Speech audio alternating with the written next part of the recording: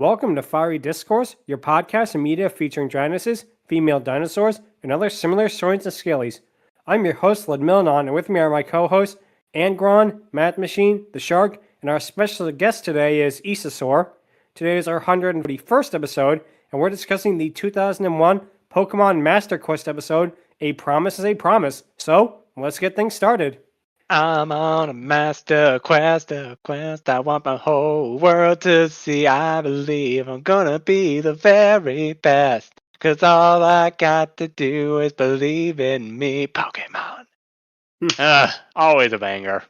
This episode of Pokemon comes from the Johto era, and this era was very divisive when it came out. That was because of the amount of filler that was in the season compared to the more, say, tightly written eras that were Kanto and Orange Island seasons. Despite that, I saw some really good episodes, especially this mini-series that they had with Lugia. In Pokemon The Movie 2000, infamously, Lugia was meant to be female, but they changed it to being gender neutral, which upset the director/producer of Pokemon immensely. This was kind of his way of rectifying that mistake, and it's a very, very good one, and we're going to talk about its final part right now. Anyways, Math. So you were saying that the people were upset with this because it had a lot of filler. Filler in a 90s and early 2000s anime? No, I've never heard of such a thing. Yeah, that's just ridiculous. Actually, fun fact, the events of the Pokemon movie were actually referenced in the anime, so that movie, by all intents and purposes, is canon to the anime, strangely enough.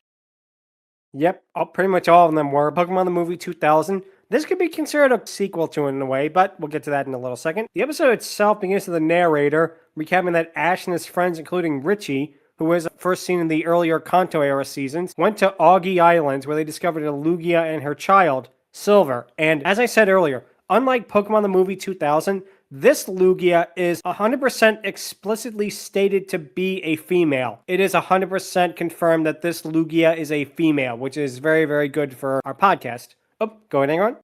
Yep, you heard it here, folks. We have our first female legendary, and even the director is on board with it. So, Based before Based was even a thing does not even begin to describe the good that guy did with this three-parter. The narrator notes that Team Rocket, led by an evil scientist named Dr. Namba, kidnapped Silver and took the child to their underwater base. Dr. Namba uses the child as bait to capture the mother Lugia, and although Ash and Richie tried to stop them, Butch and Cassidy's Pokemon defeated their own, causing the mother Lugia to be captured as well. Ash then wakes up to find that he and his friends are imprisoned by Team Rocket and wonders what can happen next. And what's interesting is all of these clips are basically recaps from the earlier episodes. It's kind of a mini quasi-clip show, while at the same time also giving new context to it, which is pretty good. Oh, go ahead, Angron. Yep, and for Dr. Namba himself, imagine Dr. Wily if he spent too much time in Mahogany Town gorging himself on Rage candy bars to the point where Rage pretty much becomes his whole thing. And what happens, though, is after the theme song, we see Oliver, who is a young boy who lives on the island, with Luca, who is a reoccurring character who holds the silver wing to contact Lugia. Oliver is voiced by Casey Rogers, who's using the exact same voice as she uses for Tough on Kirby Right Back At Ya. So watching this is a very surreal experience, hearing that voice come out of a different... Oliver then jumps on his lantern and rides off to rescue the others, with Luca telling him to be careful. Obviously, Oliver is leaving both to rescue them and also to get to that recording session for DDD Coming At Ya. DDD, that's the name you should know. DDD, he's the star of the show, and it's not showing up in Pokemon. I am a Pokemon League champion! Oh, sire, you're a hero to us all! I'll kick Team Rocket to the curb! Had to, sorry. But yeah, it was worth it. Getting back to the actual episode, we then cut to the underwater base where both Silver and his mother are crying out in fear and pain. The mother Lugia is trapped inside an electrical force field, as Dr. Namba notes that it is a touching family reunion. And that voice that I just did, that is the dub voice they gave him, which to me, it sounds so weird and just completely unfitting for the design because, as I mentioned earlier, he looks like Dr. Wily. He has that whole Germanic professor look, and yet they gave him a really scratchy, almost Gilbert Gottfried impression voice. It does not fit. It's like you couldn't have just said, okay, let's give him a German accent like Dr. Wily in the Mega Man cartoon and call it a day. They had to give him this voice, and for me, I don't know, it made him a little hard to listen to. I can see what you mean on that, but counterpoints, Mega Man 8, again, the Ruby Spears cartoon, and even Mega Man Powered Up have given him that particular scratchy voice. So it's not exactly out of left field for a Wily like to have a voice like this. It'll definitely make it all the more satisfying to knock him down a peg later, though, which we're going to get to in a moment. He then tells Butch and Cassie to separate the two as they take Silver out of the room in a cage while the mother Lugia shrieks and cries. Lugia then screeches into the camera some more as it fades to black. We then cut to Ash, Brock, Misty, and Richie in their cage as Ash knows they have to get out of there. Richie agrees, saying that they made a promise to Lugia. We then get a flashback of Ash giving his promise to Lugia that they're going to save Silver with Pikachu agreeing. Richie tells Lugia to stop attacking them or they won't be able to save her baby as she looks at them in distrust. Ash then says that he'll save Lugia no matter what as the flashback ends. And one thing we did need, it was great to have this little flashback, we just needed the French narrator. What follows is a flashback. We hope you enjoyed the flashback. For the mother Lugia in these particular episodes, yeah, I mean, granted, comparing her to Blue from the Jurassic Park series, honestly, they both have some similarities in terms of being territorial mothers. Unlike Blue, Lugia has the fortunate courtesy of having numerous encounters with the main group, and calming down a little bit after being reassured that she can ultimately trust them for the most part. Yeah, she relapses a few times, but she does bounce back, which we're definitely going to see. Anyway, Shark. Now, something funny through scenes like this or anything where Silver is sad is that Silver most of the time has an expression of no thoughts, head empty. He's not moving despite everything that's happening around them. Most of the time, there are some scenes in which they do react, but still, it's kind of funny seeing them there in the background just standing there and nothing in my brain right now. Yeah, she's still a baby, so that checks out. You know who they learned it from, right? They learned it from Whooper. When we get back from the flashback, Ash says that they have to save Silver, otherwise Lugia will never be able to trust any humans again. Richie agrees and knows that they made a promise to Lugia. Misty and Brock ask what they can do as all their Pokeballs are taken away from them. Richie says there must be a way out as all the lights turn on. Dr. Namba arrives, greeting them and says that they are in Team Rocket's command center. Ash just yells at Dr. Namba to release the Lugia as Misty asks what he wants with them. Dr. Namba says he will be delighted to tell them as he mocks them for having, quote, inquisitive young minds. Sounded a bit more like the Flying Dutchman there, which would have been much better, but regardless. His plan basically is to take Lugia's energy and harness it in a way that he can control before saying that Pokemon are meant to serve humans. The group all yell at him about this, saying that they're supposed to work with each other, be friends, and keep nature in its perfect balance. Oh yeah, we haven't had at least 3 Pokemon movies that have been about the exact same thing already. Namba says that they don't understand, nature is to serve mankind and nothing else. Ash and Misty then yell at him, asking why he thinks he's so superior, as he says that he knows he is. And if he hates nature that much, why do Pokemon? Just build yourself 8 robot masters and you're ready to go.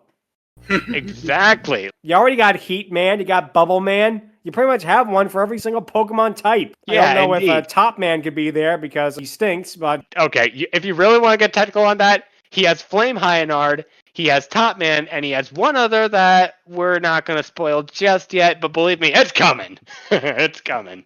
And the fact that he will be making them does not disqualify as them being Pokemon because, well, Porygon, it's supposed to be a man-made Pokemon, so Robot Masters will be allowed as well. Indeed. Yep, definitely.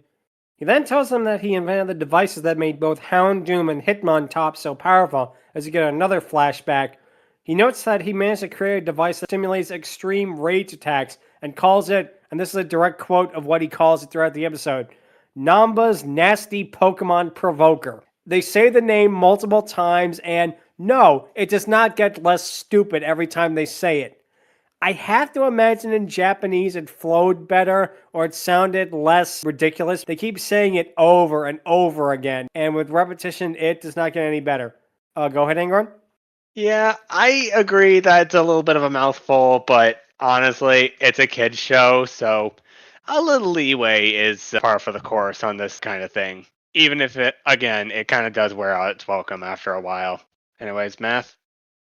Let's be honest, we just wish that they had called them energy crystals because you'll find the energy crystals, you'll find Dr. Huawei. Perfect. Perfect. Dr. Neocortex is after those crystals as well, Crash. It's almost as good of a name as Dr. Plankton's Mind Control Shampoo with conditioner. Nice. Richie says that forcing a Pokemon to be enraged like that is wrong. Namba says that he is wrong. Angering a Pokemon is the best way to release power. Ash, Misty, and Brock note how wrong and cruel that is, as Namba says that once he manages to get Lugia angry enough, her power will be unstoppable. He then jokes that it will be shocking, as Ash says that he can't do that to Lugia.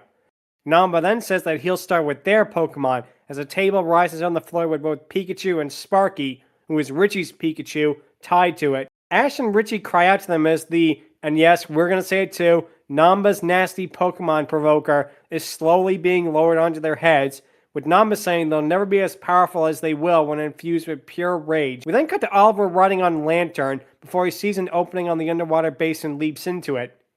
We then cut to inside the ship where Jesse and James are there, and I do like this nice little touch. They are wearing the Team Rocket grunt outfits from the actual games. That is a cute touch there. Go ahead, Angron.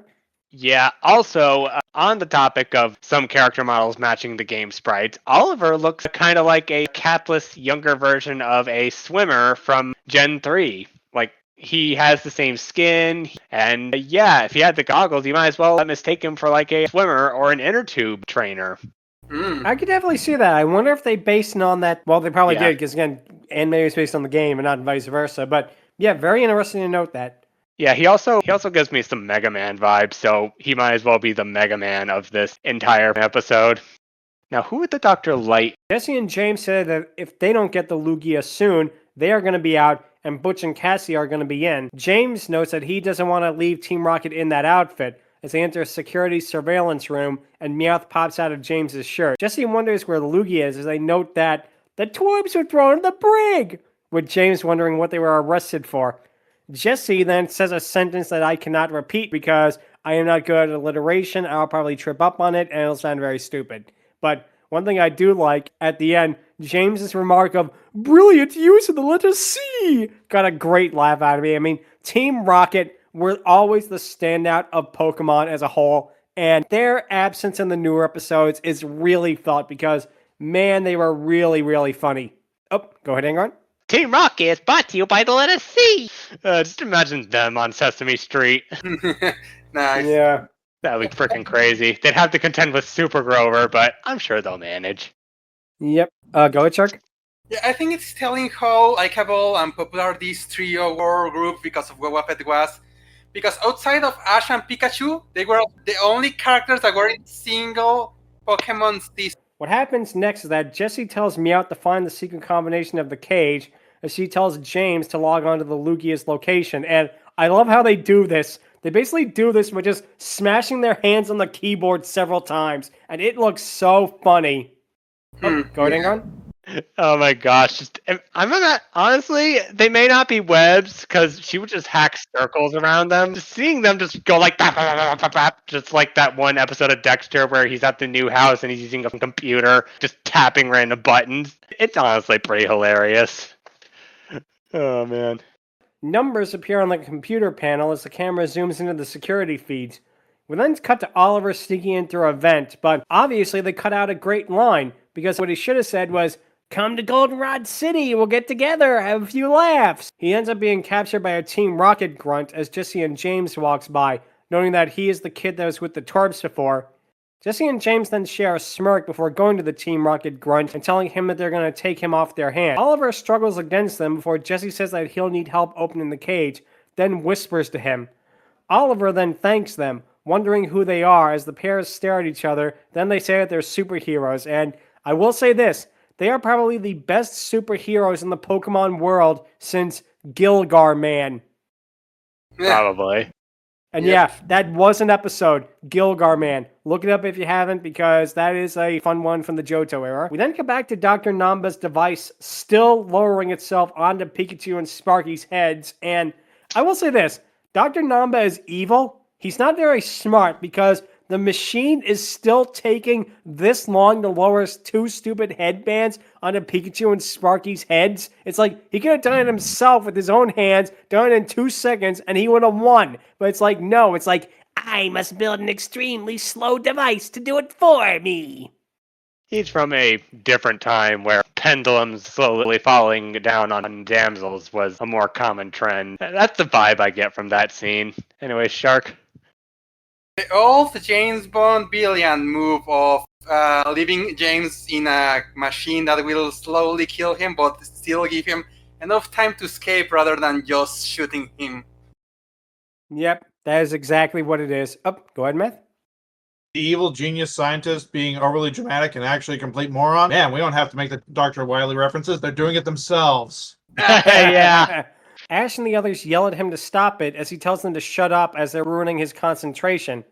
Oliver then bursts into the room and presses the combination on his lock. I will say this, at least it's not as bad as President Scroob's combination.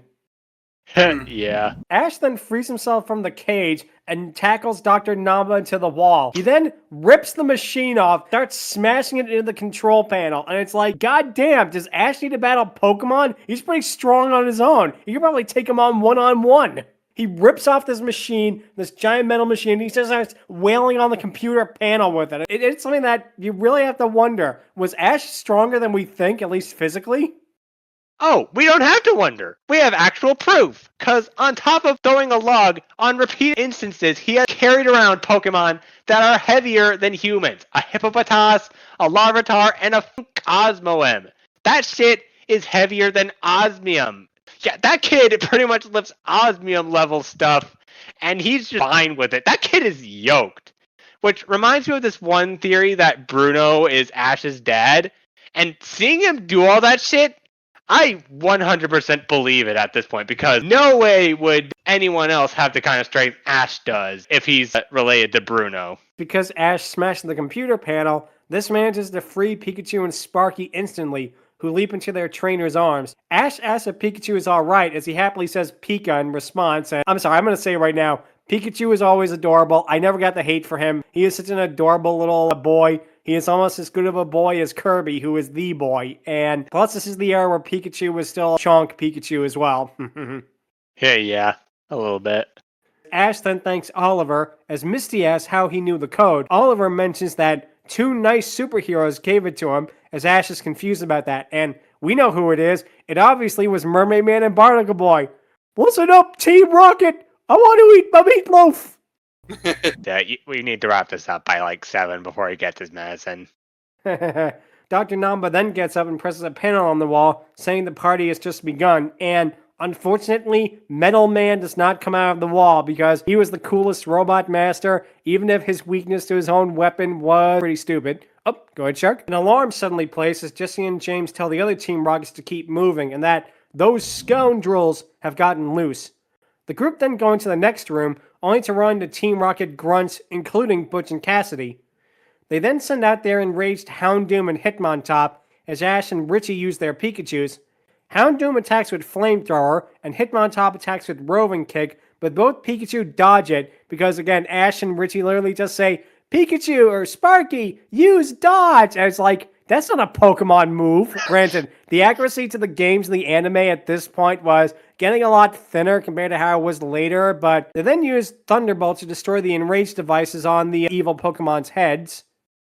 Hey, wait a minute. Thunderbeam isn't Top Man and Flame Man's weakness, or Flame Hyanard. Speaking of inaccuracies. Sure. But the Pikachu then used Tackle on the other 2 Pokemon, knocking them out. And compared to the Dragonite episode that we covered a couple of weeks ago, or rather months ago at this point, this really feels so much more quaint compared to that, because that felt like a Pokemon battle on screen. It really did feel like an actual Pokemon battle. This doesn't. This is definitely using the moves. It's using like the action and that, but compared to how they did later on, this is still, I'm not saying it's bad, because it's still really good, especially for the time. At the same time, you can definitely tell it's not as good as what they would do later on with the battles, you know? Oh, go ahead, Angron. Yeah, I have to agree. The battles definitely get better later on, as do some of the effects, though, hot take, I prefer the original Hyper Beam over the new Hyper Beam. It looks a little off. But yeah, the older battles, for as kind of cheap as they are, have a sort of charm to them. Something out of like kabuki theater. You gotta understand that this was like the 90s and they hadn't fully mastered animation like that. I mean, sure, you got JoJo, you got other stuff like Yu Yu Hakusho, but this was Pokemon. Pokemon didn't exactly reach those heights until a little later down the road. Anyway, Shark? Yeah, keep in mind that around this time, I won't say it was early anime, but like, back then anime was like, oh, characters doing something with a background of lines moving. Oh, that's so cool. That's all we need. Just look at Speed Racer. Like, that was a huge influence over there. Dr. Namba then says over a speaker that someone has broken into the Lugia room. Butch and Cassidy run off, telling all of the other grunts to deal with Ash and Richie. The grunts all then run towards Ash as we cut to Jesse, James, and Meowth pressing on the panel imprisoning Lugia and trying to free her. Butch and Cassidy burst in the room as they say, Jesse and John, and I love James' response of, you said that wrong on purpose, which is a great line, and it's also a great reference to the running gag of them always getting Butch's names wrong.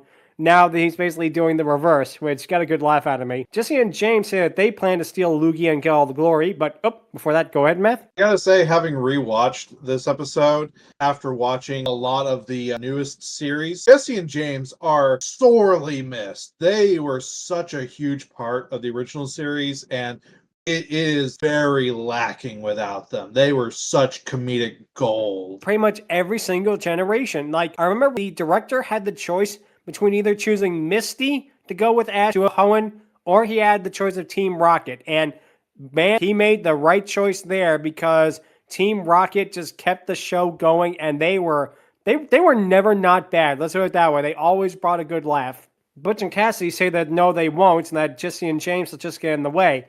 They decide to have a battle as Butch and Cassidy send out their Pokemon, and Jesse and James send out Arbok and Victory Bell. And true to fashion, Victory Bell eats James as soon as he gets out of the Pokeball, with James pounding on him saying, you're supposed to attack them instead! Which, a great running gag. Another hysterical running gag. Yeah, you gotta love when Johto onwards, James's Pokemon start biting him or like coiling up to him in ways that make it look painful, but they do it out of love, so you gotta respect that. Also, back to the Mega Man parallel, we have Plant Man and I forget the Snake Maverick they use in Mega Man Zero, but it's one of those. Houndoom uses Flamethrower, but Arbok dodges the attack and uses Headbutt. Victory Bell uses Razor Leaf, but Hitmontop uses Triple Kick, causing the leaves to fly everywhere before hitting Victory Bell. We then cut back to Ash and Richie as they use Totodile and Cruz, his Pupitar. Totodile uses Water Gun, and I love how two things about this. Number one, Pupitar just pushes its way past the guards, knocking them out. Like, it doesn't even attack them. It's just like, out of my way. I'm a floating pond cone. Nice.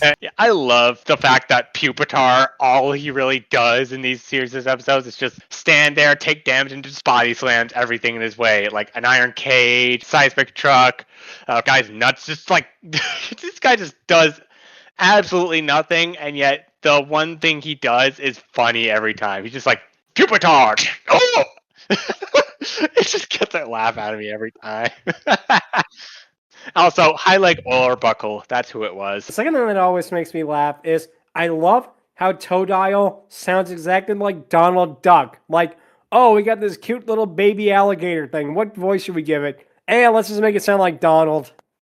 Yes. Except McDonald Duck, absolutely a little bundle of joy every single time he's on screen. Totodile, every time, he's just dancing around. I love it. The guards are knocked out, and after it, we get, who's that Pokemon? It's Pikachu! It's not Pikachu, and surprisingly enough, it's not Lugia.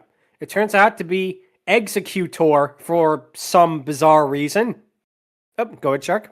Yeah, it's kind of weird because in like 90% of the time they did that, it was always a Pokemon that had something to do with the episode. Oh, it was a Chansey episode, it was gonna be Chansey and all, but here, no, there's no Executor in the whole episode, so it's like, did you got mixed the commercial break with another episode or something like that? Who knows? It's really, really weird. Not only it's not about Lugia, Executor doesn't even appear in the episode. If it was like Houndoom or Hitmontop, at least that would make sense. But it's a weird, weird choice, you know? Indeed. To be fair, there's like a Generation 3 episode that says that Arbok evolves into Seviper, and it's like, no. We're not buying that. Wrong. When we actually get back to the show after Who's That Pokemon, the group are running through the halls as Ash says that he heard Silver yelling in a certain room. They arrive in the room to see Dr. Namba there, who says that, I insist this Lugia remains my guest. Misty yells at him to let the Lugia go, but Dr. Namba sends out Electabuzz instead. Electabuzz has the headband on, as Dr. Namba says that they don't stand a chance against it. Pikachu and Sparky, meanwhile, begin to fight, as Richie tells Dr. Namba that making a Pokemon angry doesn't unleash its true power. Electabuzz uses Thunder Punch, so the two Pikachu manage to avoid it. Oh, go ahead, Angron. Yep, we have his final robot master, quote unquote, Elecman, except Elecman has taken up boxing and apparently is good at, and apparently carries a window pane around at all times. You'll see what I mean in a moment. Anyway, Shark. I can't help but find funny here is that the whole episode goes with the whole thing of, no, you can make Pokemon angry to be powerful. You should not train your Pokemon on the negative feelings. You should trust him. They should be happy with you. And then the games have an item that, alright, makes your Pokemon stronger the more they hate you. Like Houndoom, too. Ash tells Pikachu to use Thunderbolt on the headband, but Dr. Namba tells Electabuzz to use Light Screen, which blocks their attacks.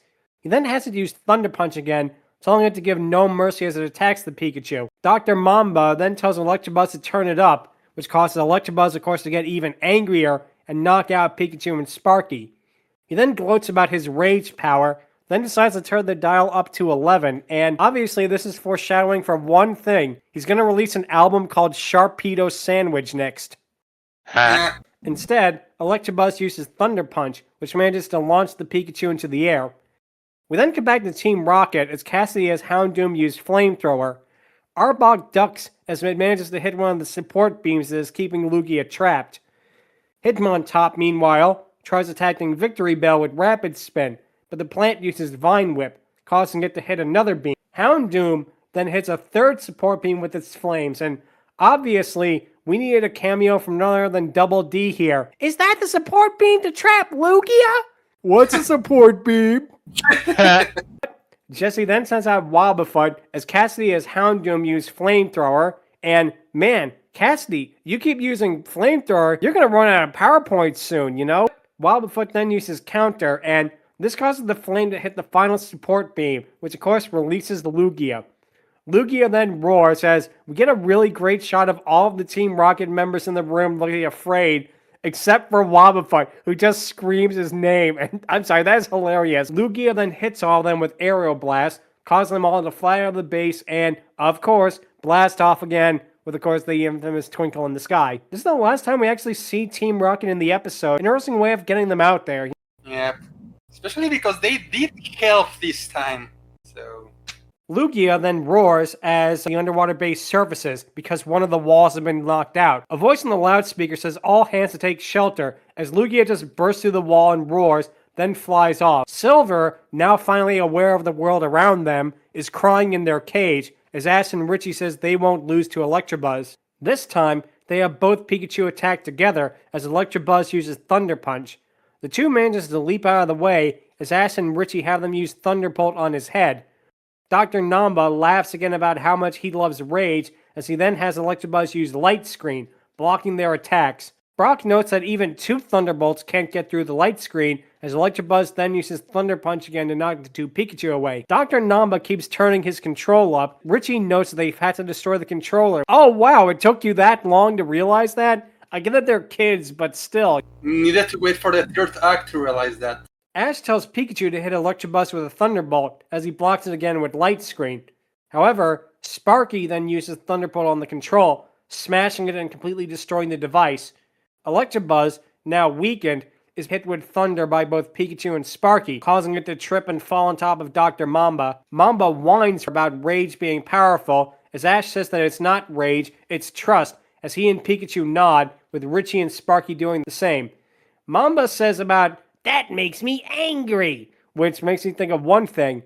You're not Calculon. He then faints, and the speaker tells everyone to evacuate before Ash and Richie say that they're going to free Silver.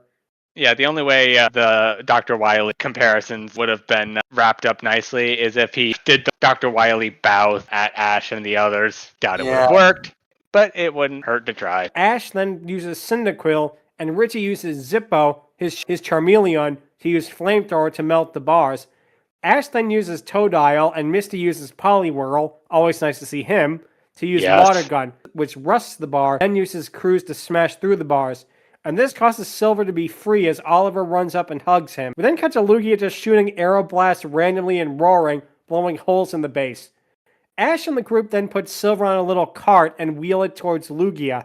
And when they get to the room, Lugia is still raging and screaming, even as Ash tries to tell that they have Silver. And it reminds me so much of Patrick on Valentine's Day. You must think I'm pretty stupid, huh? Yes, turn around. No, I'm not going to turn around for any reason ever. Mama, my baby. It really does remind me of that, Yeah, it's very much like Lugia just rages and they're like, hey, turn around, your baby's right here. No, screw you guys. Mama. Oh, hey, kid. Exactly.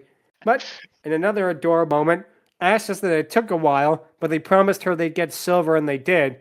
Silver embraces their mommy as they nuzzle, and it's a really adorable moment. Yeah. After everything poor Lugia has been through, to be reunited with her baby again, it's really, really adorable. Ash apologizes to Lugia for this happening, as Richie says that they did their best to help, and to not give up on humanity as a whole. Lugia just looks at them as the roof of the base begins to collapse. However, Lugia then saves them by using Safeguard, as Ash notes that she does want to protect them and thanks her. Pikachu and Sparky then do the same as the base starts to collapse. The group and Lugia, along with Silver, run towards an exit. They jump out literally right before it explodes, and again, pretty good moment there, but kind of a missed opportunity. Ash got to ride on Lugia's back in the movie. He could have done this here too.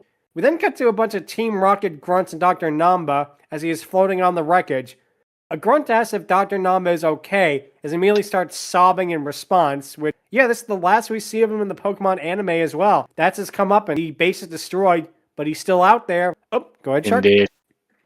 Dr. Wily compassers kinda build up to this moment because the way his hands and his head are against the log he's floating off, it does look like he's bowing for mercy right here. If only we had him do the springy head. As well. Oh, another interesting note. This came out around the time that Oracle of Ages and Oracle of Seasons came out, which were also made by Capcom. I don't know if this was intentional or not, but having a Wily-esque character in a Pokemon anime, I don't know if that's a nod towards Capcom or not, but it would be awesome if it was. We then cut to the boat, where both of the Lugia are in the water. Oliver is crying that it's the right thing to do, but he's still going to miss Lugia and Silver a lot. They swim away, as Misty notes that Silver will be safe and that one day he may return. Oliver then cries goodbye as Luca, remember her, notes that her grandfather is probably looking down from heaven and is happy to see the Lugia together. The group all bid the Lugia goodbye as they swim off together, and you'd think this is where the episode would end, right? There's a big sunset, the Lugia have been saved, they're sailing off into the distance. Again, kind of like Gorgo in a way, which, second time we've referenced that episode in so many episodes, pretty interesting. We actually get another scene of Richie saying goodbye to Ash, as he wants to explore the islands, while Ash has to go to Olivine City for the next badge. Oh, go ahead, Angron. Back to Lugia going off into the sunset. This is kind of how I feel Dominion should have ended. It's honestly a better Dominion ending than Dominion. Both have the thing where they look back at the person who cared for them or they're on decent terms with them. But here, it's a lot more warranted since A, it's a Mother Lugia, and pretty much Lugia is best Johto legendary, fight me and lose. Here, the fact that they're leaving such better terms than Blue did with Owen, why couldn't we have had this in the movies? Yep. He's talking about Jurassic Park Dominion, from those of you who don't know. Anyway, yes, go ahead, Math. So when Gia and Silver were leaving, as they were heading off towards the sunset, they ended up doing jump in the air and the water. I don't know if this was intentional, but that was the Free Willy. This is where the episode ends, with Richie saying that he learned so much from Ash, he can't wait up to meet with him again, which, spoiler, will be many, many, many seasons from now. So if you're waiting for the next Richie episode, prepare to wait for a very long time. He does come back, though. He does come back. Oh, go ahead, Matt. His comeback is a cameo in the last season with Ash, and it's not even that he meets Ash, it's just that he's watching a battle that's happening during the Masters 8 tournament. Lugia decides to take them to the mainland. Pikachu and Sparky say goodbye again as the episode ends with the narrator saying that Ash and Richie managed to save the Lugia and foil Team Rocket's plans with teamwork. But is also, if you remember, what Mario used to teach the cavemen about organization. This episode was pretty good as a whole. It was also really interesting in how it ended the whole Lugia plotline as a whole. Yeah, I liked it. I liked this little mini story arc they did. It was really good. It had a way better payoff than the Celebi one, like the GS ball. Interesting story about this episode, because a while back when I was still like in elementary school and when Johto had ended and Hoenn/Sinnoh was still coming into its own, I actually found out about Silver storyline from the internet. Like, someone made this little flipbook video that had the Paper Mario opening theme when they're telling the story. It was playing over images of Lugia. It's telling the story of Oliver, Ash, and the others trying to save Silver and Lugia. That music was playing the entire time, and I just realized how far back that was. That video must be old right now. I don't know if you can even find it still now. Sounds fun. Pokemon Master Quest would eventually give way to Pokemon Johto League Champions, which actually is the final season of the original generation of the anime as a whole. Ash would go to Hoenn. Infamously, Misty would not be there. And yeah, that was the beginning of big changes for the anime. Because number one, it was switched to digital. Number two is that, again, one of the core cast members wouldn't be there. We kind of had that in Orange Alliance with Tracy, but then, of course, they had to bring back Brock because of fan demand. As a whole, it really, really is interesting, like I say, just to see how early on, at the same time late this episode is compared to some of the other episodes in the Pokemon anime. And yeah, I really, really enjoyed it. Yeah, same here. This definitely took me back. That is going to lead to the question of the week, which is, what is your favorite legendary Pokemon? I'll go first. I want to give a little caveat right here. Lugia cannot be the answer because all of us will say Lugia because, but let's do this way. Lugia was designed to be a Dragoness. She automatically wins in our book. So my actual answer is going to be two of them. Number one is going to be Mewtwo because, again, Mewtwo made 2 whole movies about why he's so awesome. 3 if you count the terrible CGI remake, which you shouldn't because it's terrible, but regardless. My second choice, which I'm actually going to go into depth to, I'm going to pick one that's really interesting, and that is Rayquaza. Because like I say, Hoenn is the Pokemon generation that I really got into. I had Kanto as a kid. I had Pokemon Blue, but I was like 4 or 5 years old when I had it. I had no idea how to play that thing at all. I got like maybe to Brock's gym and then I just wandered around randomly. Johto, I got into a little bit more, but the first Pokemon I played and I knew what I was doing was Hoenn. And for that reason, Hoenn will always have a really, really soft spot in my heart. I like that Rayquaza because, again, Pokemon Ruby and Sapphire with Groudon and a Kyogre, rather, they're berries and I love the memes of them. I'm fighting over random stuff. That is just so hysterical. But Rayquaza is great in that they're just such a force of nature. They're just such an outside force, a third party in this. They are so cool. The design is great. They definitely have a Quetzalcoatl vibe to them, which is really, really nice. Lest we forget, they're in Smash Brothers Brawl, where for some bizarre, unexplained reason, they decided to capture Diddy Kong. Yeah. For a reason that never has been accurately explained. Yeah, I really think they are one of my favorite legendaries because they are just such a great design. The battle with them is really amazing. I recently did a stream on Discord where I played Pokemon Emerald. I could not capture Rayquaza for the life of me because they are just so tough. You could go with every single type of Pokeball there. You don't have an Ultra Ball, you're not going to catch Rayquaza because they are just that powerful. And I'm sorry, their design is just so amazing. I love it. I really, really do. The whole Serpentine look is great. And again, in the story too, they really raised the stakes. You've already played Ruby, you've already played Sapphire. So when you get to Emerald, it raises the stakes from what you thought you knew to what they really were. That is definitely going to be my choice. It's going to be Mewtwo for obvious reasons, as everyone who has ever known Pokemon know. And the second one is going to be Rayquaza because of all the reasons I just said. So, Angron, what would your pick be? I have to agree on Mewtwo. It's pretty badass. It's iconic for many reasons, but I wouldn't say that's my favorite. Johto. I'm not going to mention Lugia because we all know what we think about Lugia.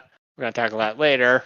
So, not much there, other than maybe Celebi, since it's pretty adorable. Hoenn! Yeah, I'm definitely going to have to agree with Rick Waza. I also have a much higher soft spot for Latias, because its movie, I felt so hard in that movie. Also, that infamous scene with her and Ash.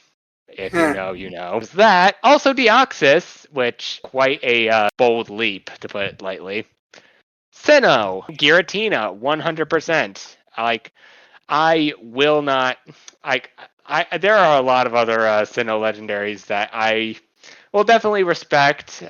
Before Giratina's reveal, I was absolutely going to go for Palkia, but since Giratina existed, yep, no looking back on that one. Not much from Unova other than maybe Virizion. Kalos, Xerneas, hands down. It's basically just Bambi fairyfied and has divine natural powers, which I can 100% get behind. Alola, Solgaleo. It's the alchemic symbol of the lion eating the sun, which basically means lead. But it's also just an adorable goober who is super powerful. I don't care what anyone says. Also, Marshadow and Zeraora, giving mention to those. There's Galar, which, yeah, I'm 100% going to go Urshifu on this one, since Zacian's great, but it's honestly the more standard pick compared to something like Urshifu, even though Urshifu's also pretty meta-breaking. And lastly, we come to the actual picks for this list, because the first one is going to be Walking Wake. The Paradox Pokemon of the past in particular are awesome. Like, I'm a big sucker for dinosaurs, and any moment I get to talk about them is a moment that's well worth talking about, in my opinion. But for the one that I'm actually going to pick, Koraidon. Like, this monster hunter, toothless looking, adorable being, this was a Pokemon I could get behind. Say what you will about Miraidon. It looks like a Tron thing. The cycle thing works a little better, yada, yada, yada. I want my Monster Hunter Dino. He is awesome. The name Winged King does little to describe how awesome this thing is. It's a fighting dragon type, which, yeah, I'm a big fan of Komodo, so hell yeah, I'm gonna be behind Koraidon as well. Its inspiration comes from the literal meteor that wiped out all the dinosaurs, which, yeah, its signature move Collision Course 100% does that, so... And the fact that it's also got its tail forms up into a tire, it looks like a Flintstones motorbike, is pretty funny and just does way more for me than the Tron-like Eichel Dragon. Sorry, Miraidon, but yeah, this guy. There's also Okidoggy. He's a big old dog that's based off the Momotaro Highwayman dog, which, yes. And also Petrunt exists, but yeah. Koraidon's gonna be my thing. I was not expecting an answer from every generation, but man, I can definitely see why, because there are so many choices to pick from, almost too many. I will say this, I don't know how I forgot about Latias, because they're on the podcast list, but Latias definitely would be my third choice, because why would they not? I mean, let's see, Math, would your pick be? Good thing the rule doesn't matter to me, because my pick wouldn't have been Lugia in the first place. I've said before, I am a filthy, filthy Gen 1er. It's Mewtwo. The Mewtwo design is just so iconic. Mewtwo's character and personality is great. There's just nothing wrong with Mewtwo, and as the initial villain slash not villain of the first movie, it was a great start, and every sort of character or personality that has come from Mewtwo since has been based off of that, and it's kind of like, I've often described him as, he seems like a DBZ character in Pokemon, and it's a weird thing that works. Just like you said, the movie version definitely did not hurt, because he was so popular, they Mewtwo Returns, and, lest we forget, he also appeared in Detective Pikachu.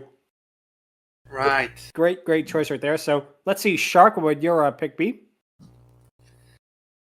Well, I'm gonna go with very biased answer, because I'm gonna have two answers. One very biased one, and another one not so much. So, as someone who started with the Sapphire game and Gen 3, which it's a really good way to start Pokemon, honestly. Yeah, I have to say that's gonna be Kyogre, because it's like the main guy you see in the cover. It's the one the story is around. And, well, the whole idea of this whale that can control the water and the weather is like, it's really cool. And let's be honest, the design, it's also amazing. Like, the red lines around the body, the whole blue, dark blue, the choices. Like, okay, it's pretty badass. And yeah, as a kid, I really liked it. And it's all like I really stuck with all this time. So Yeah, Kyogre will be one of them. Yeah. Plus, it's an orca. Of course, you'd absolutely pick him. Orcas are awesome. The other one is, well, again, I'm not a big Pokemon player. Like, I only played, 3 generations in my entire life. Mm. And my other favorite legendary, it's gonna be from one of those games, but thankfully they have a more of a reason to actually be likable because they're more involved in the story and they have a good connection with a certain character in it. I'm talking about Lunala from the Pokemon Moon version of the game. Because not only is a really cool design, it's like this astral bat and all of that. It has its cool moves and all of these. But again, there's a whole story with them. Like, they start as Nibli, they get attached to this girl, they try to escape the organization they're trying to capture you and their friends. And yeah, you actually meet them very early in the game, and they have this whole, they do silly things, they are friendly, you're helping them, they help you, then something very tragic happens and you have to save the Pokemon, Nebby, and when you do so, they evolve into Lunala, and yeah, they join your team, and again, the design is fine. There's some touching moments with the ending as well when they have to go because now they have a mission in life, man. Alright, so between being a game I actually played and between the whole story, it's this is a really nice legendary. And now for our guest of the episode, what would your favorite Pokemon legendary be? For me, easily, it's Miraidon, and there's good reason behind it. Like, I've had a lot of favorite legendaries over time.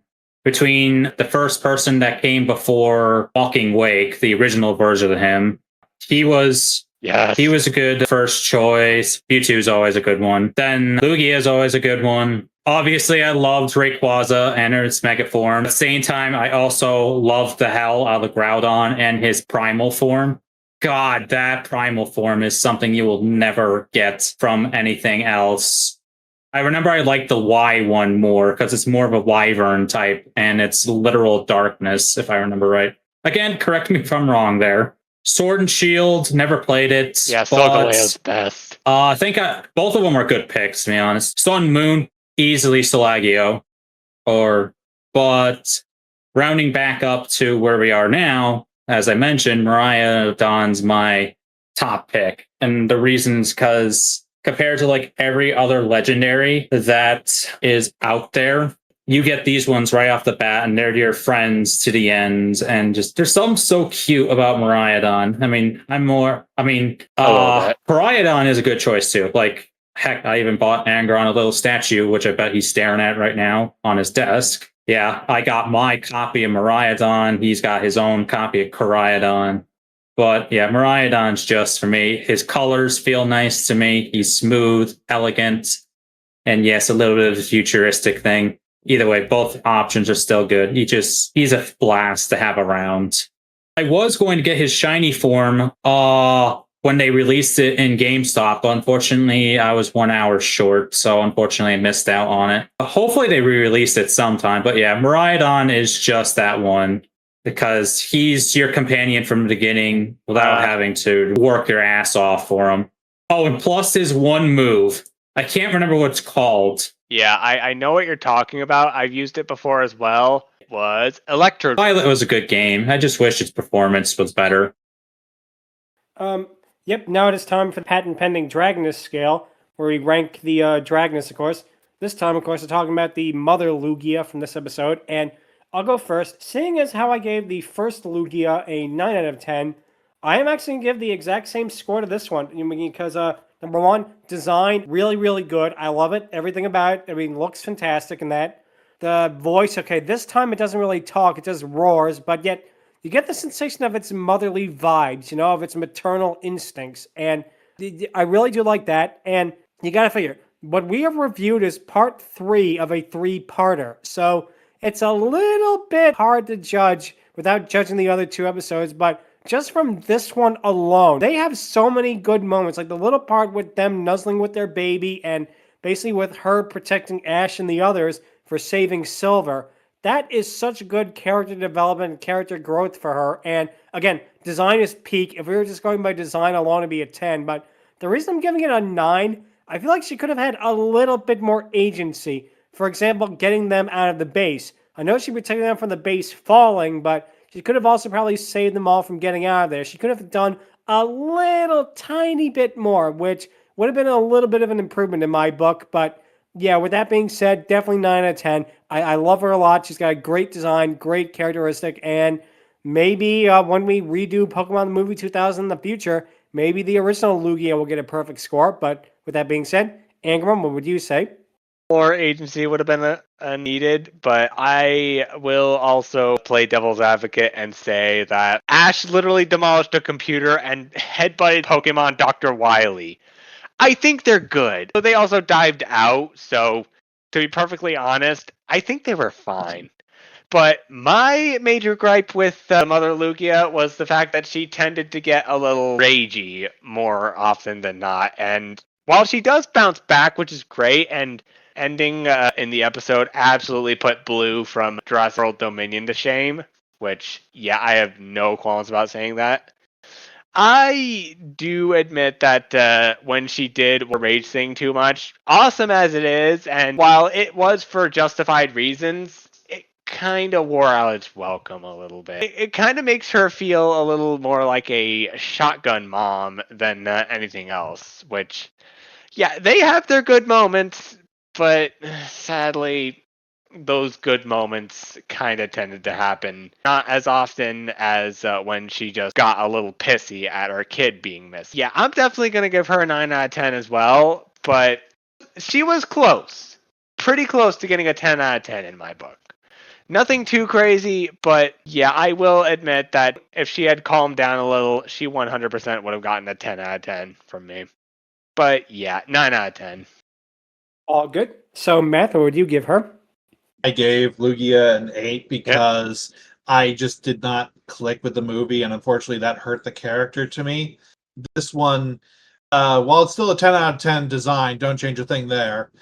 The issue is the personality, and the one good thing that Pokemon The Movie 2000 had was that Lugia actually talked in it, whereas this one, it's just animal noises. And this is an issue that early-ish Pokemon had, is other than the main Pokemon, they were predominantly just animals. They didn't really have or express personalities that much or that well. You got instances of it, or you got little bits and pieces here and there, don't get me wrong, because you can see that with Lugia being a loving and caring mother, but otherwise, it's more from an animal perspective than later seasons, which developed full-on personalities, and you could even tell what they were thinking and all that kind of stuff, which is what hurts her because it's just too animalistic for me. So personality, it brings it down to her overall score of a 7. Shark, what would you give the Mother Lugia? It is true that, okay, she could have been more to do in the episode, like, yeah, she scouts most of the time, but as you mentioned, this is a third part of a trilogy, so she probably did a lot more in those episodes, so I can't really say, oh, she didn't do much here, because she probably did a lot more in back then, but even then, over here, what we see is very nice, like we mentioned, motherly, and how she eventually gets to trust Ash and companions again. I love that. And I do find some funny moments as well, like when they have the baby behind her and she's just screaming all over the place. Those are some really funny faces. But yeah, at the same time, Matt has a point. It's also more animalistic when we had other media where they show her with more human-like behavior. But hey, it doesn't break it too much. I'm gonna go with an 8 out of 10 for her. Okay, all good. And yeah, like I say, pretty good scoring all around in that. So that'll be it for this week. If you want to tell us when you think Lugia should have showed up again, you can feel free to email us at fiorydiscourse@outlook.com. Visit us on Twitter at twitter.com/fiorydiscourse. Be sure to subscribe to the Fiery Discourse YouTube channel, subscribe to the playlist, like and hit the bell icon, leave a comment. Any all comments are appreciated. Next week, we'll be going a little further back in time, as we're going to be talking about the 1995 Gargoyles episode, Monsters. Definitely a lot of fun to talk about that. So, yeah, like I say, definitely be really interesting. I believe Isidore wrote score, and they're giving Lugia an 8 out of 10. The reason being they have not said, but regardless. So, yeah, that's going to be it for this week, and thank you all so much for watching, and until then, take care. Later, y'all. Bye. So Adios. See you all next week.